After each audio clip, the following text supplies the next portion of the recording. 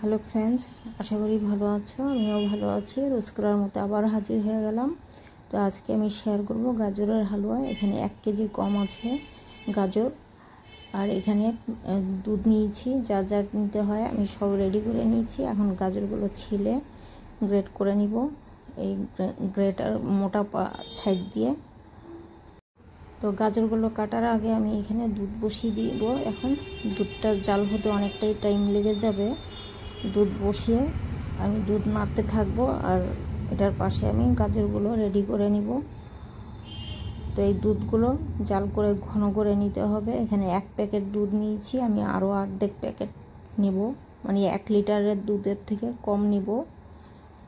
গাজরও 1 কেজির থেকে অল্প কম আছে।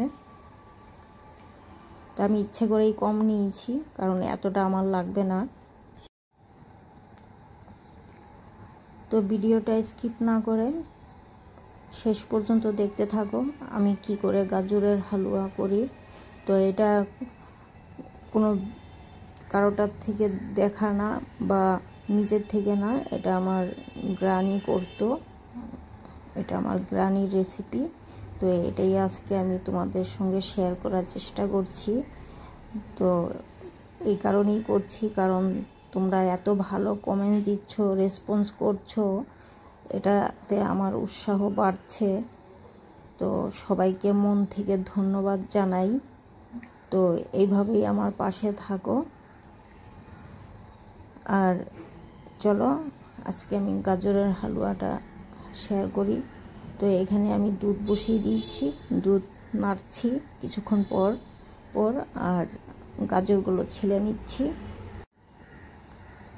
সব গাজরগুলো আমি গাজরগুলো নিয়েছি। ছেলার পর 2 সাইড দিয়ে ছুরি দিয়ে মাথার কাছে আর বোটার কাছে কেটে নিতে হবে।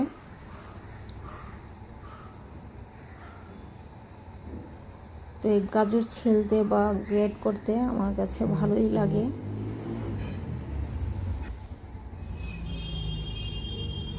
তো এইভাবে 2 সাইড কেটে দিতে হবে, কেটে বাদ দিতে হবে।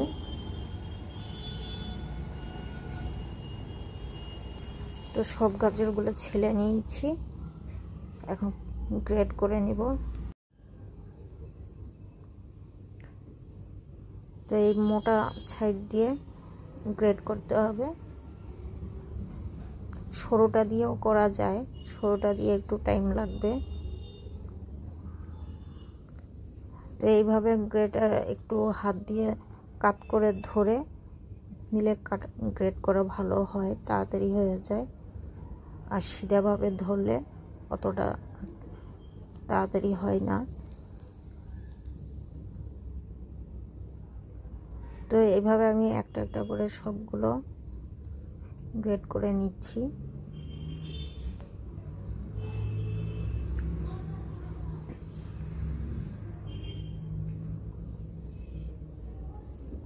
এই তো হয়ে গেছে, গাজরগুলো কেটে নিয়েছি সব।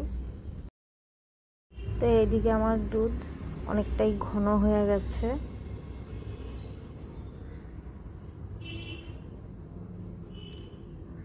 তো দুধগুলো আমার জাল করা হয়ে গেছে। এখন 1/2টা দুধ আমি বাটিতে ঢেলে নিয়েছি, সাইডে রাখা আছে। আর এই 1/2টা দুধ আর একটু বেশি ঘন করে নিলাম। এর মধ্যে আমি গাজরগুলো এখন সেদ্ধ করে নেব। এই যে গাজরগুলো এখন সবগুলো গাজর আমি কেটে নেওয়া হয়ে গেছে। এখন এই দুধের মধ্যে আমি সেদ্ধ করে নিব।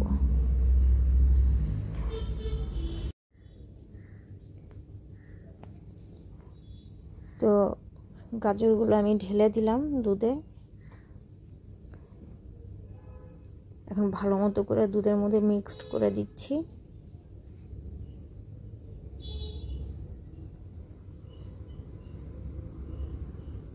তো তোমরা ভাববে এতগুলো গাজর দুধ এত কম কেন? তো এই গাজরের থেকে জল উঠবে, তো জলটা আমাকে শুকাতে হবে। তো এই যে জল উঠবে, এই জল আর এই দুধের মধ্যে আমার গাজরটা সেদ্ধ করা হয়ে যাবে। ঢেকে দিচ্ছি আমি 10 মিনিটের জন্য। তো 10 মিনিট পর আমি ঢাকনা খুলে দিলাম। এই দেখো কতটা কমে গেছে।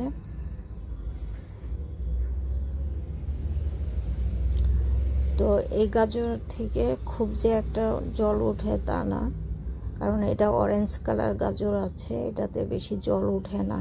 রেড কালার গাজরে বেশি জল ওঠে। তো আমার গলার আওয়াজটা একটু মোটা লাগছে, কারণ ঠান্ডার থেকে, এটা ক্ষমা করবে। একটু ভালো করে বুঝে নিও কি বলছি আমি। তো আমি আবার ঢাকা দিয়েছিলাম। তো এখন ভালো মতো করে গ্যাসের ফ্লেম বাড়িয়ে নেড়ে চেড়ে শুকিয়ে নিচ্ছি। তো নামিয়ে দিব, এখন হয়ে গেছে। তো এদিকে একটা থালাতে আমি ঢেলে দিলাম, এটা আমি ঠান্ডা করে নিচ্ছি। এখন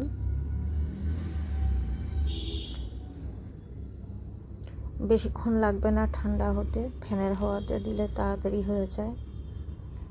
তো ঠান্ডা হয়ে গেছে, এখন আমি মিক্সির জারে ঢেলে দিচ্ছি। এটা ফাইন পেস্ট করবে না, এটা একটু দরদরা পেস্ট হবে। এই যে আমি দেখাচ্ছি, দেখে নাও কতটা মিহিন হবে। তা আমি একটা বোলের মধ্যে ঢেলে নিচ্ছি।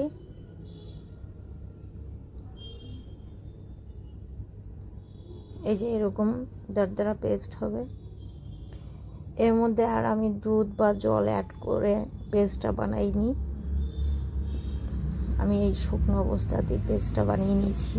জল বা দুধ দিলে আবার এটা অনেকটা পাতলা হয়ে যাবে। আর এদিকে একটা হাঁড়ি বসিয়ে দিয়েছি, অ্যালুমিনিয়াম হাঁড়ি।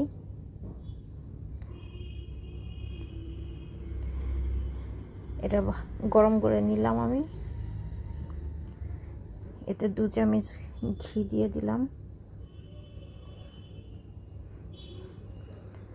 তো এই ঘিয়ের মধ্যে আমি বাদামগুলো ভেজে নিব।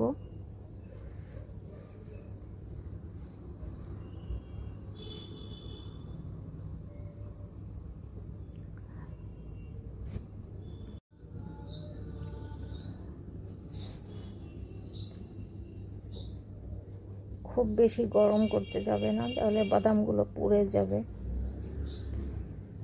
এই বাদামগুলো চাইলে আমি কেটে ভাজতে পারতাম, তো কেটে ভাজতে গেলে ঘিটা নষ্ট হয়ে যেত, আর গুঁড়ো গুঁড়ো বাদামগুলোতে ওটা পুড়ে যেত।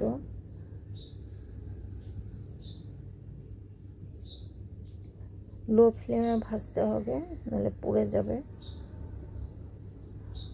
তো ভাজা হয়ে গেছে, আমি এখন উঠিয়ে দিচ্ছি। তো এই ঘির মধ্যে আমি আরও 1 চামচ ঘি অ্যাড করব।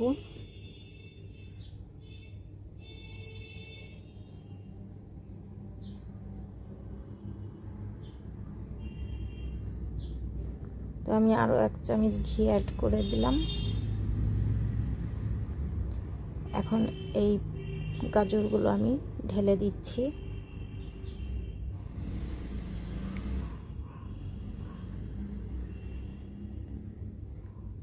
তো গাজর ঢালার আগে গ্যাসের ফ্লেমটা লো করে নিতে হবে, নাহলে ধরে যাবে।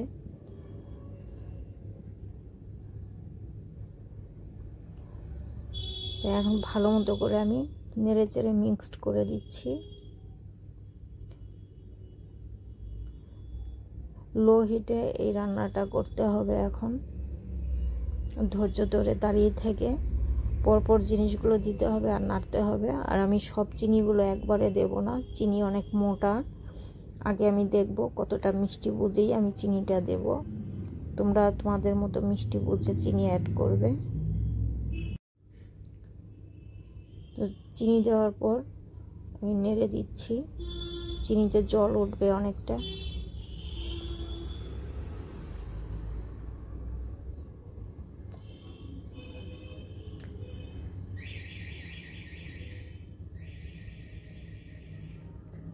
এই যে আমি যে সাইডে দুধ রেখেছিলাম, আমি দুধ অ্যাড করে দিচ্ছি। একবারে দেব না, দুধগুলো দুবারে দেব।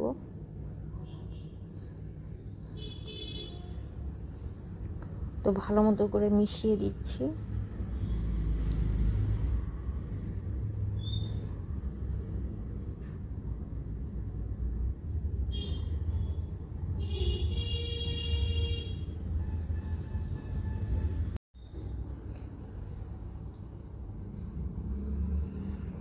তো এই পুরো রান্নাটাই লো হিটে রান্না করতে হবে, কারণ এটা আস্তে আস্তে হবে। যত গ্যাসের ফ্লেম কম করে করবে ততটাই ভালো হবে। আর নাড়তে হবে, না নাড়লে দলা পেকে যাবে বা নিচে ধরে যাবে।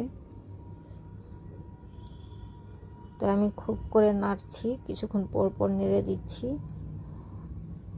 আমি আবার একটু চিনি অ্যাড করে দিলাম।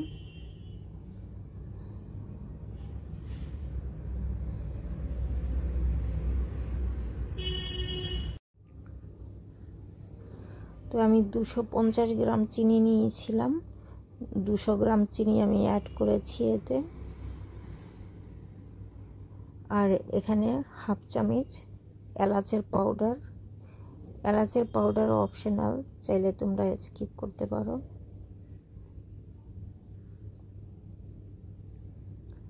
আর এখানে 2 চামচ কনডেন্স মিল্ক অ্যাড করলাম।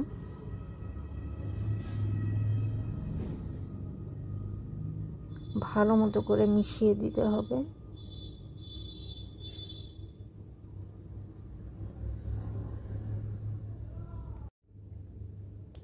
আর এই যে বাদামগুলো যে ভেজে রেখেছিলাম, সেই বাদামগুলো আমি গুঁড়ো করে নিয়েছি। এটা গোটাও দেওয়া যায় বা কেটে দেওয়া যায়, তো একটু গুঁড়ো করে নিলে এটার টেস্টটা বেশি বেড়ে যায়। এই জন্য আমি গুঁড়ো করে নিয়েছি। আর 1 চামচ বাদাম গুঁড়ো আমি সাইডে রেখেছি গার্নিশের জন্য।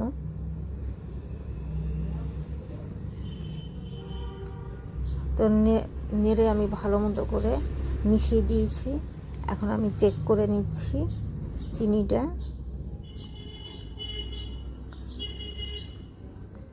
তো চিনি আমার ঠিক আছে। এখন আরেকটু মিশিয়ে নিব। আর এতে আমি খোয়া দেইনি, অনেকে খোয়া ইউজ করে। আমি এটা দুধের মালাই ইউজ করলাম।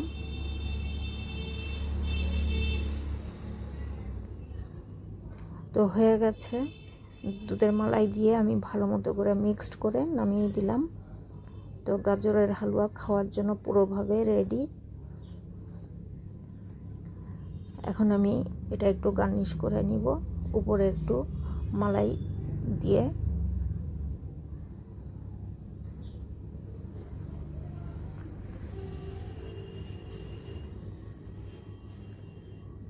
আর সাইডে আমি বাদাম রেখেছিলাম, গুঁড়ো বাদাম 1 চামচ, এটা আমি উপরে ছিটিয়ে দিলাম।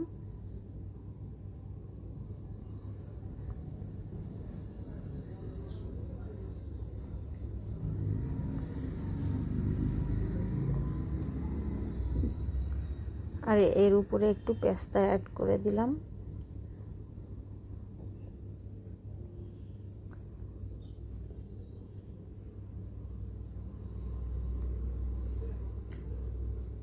যদি আমার এই রেসিপি তোমাদের ভালো লাগলে লাইক এন্ড সাবস্ক্রাইব করবে, শেয়ার করবে বেশি বেশি, আর কমেন্টস করবে কেমন লেগেছে আমার এই ভিডিও। তোমরাও একবার আমার এই প্রসেস ট্রাই করতে পারো। আমি এটা প্রেসার কুকারে দেইনি, প্রেসার কুকারে দিলে অতটা টেস্ট পাওয়া যায় না। তো আমার মতো এইভাবে তোমরাও একবার ট্রাই করো, খুবই ভালো হয়েছে। আমি অনেক বছর পরে বানিয়েছি গাজরের হালুয়া। তো আমি তো খাই না, তাও আমার অনেক ভালো লেগেছে আজকের এই রেসিপি আমার কাছে। তো আজকের মতো এইখানেই, আবার দেখা হবে অন্য এক ভিডিও নিয়ে। ভালো থেকো, সুস্থ থেকো, আর আমার চ্যানেল সাবস্ক্রাইব করতে একদমই ভুলবে না।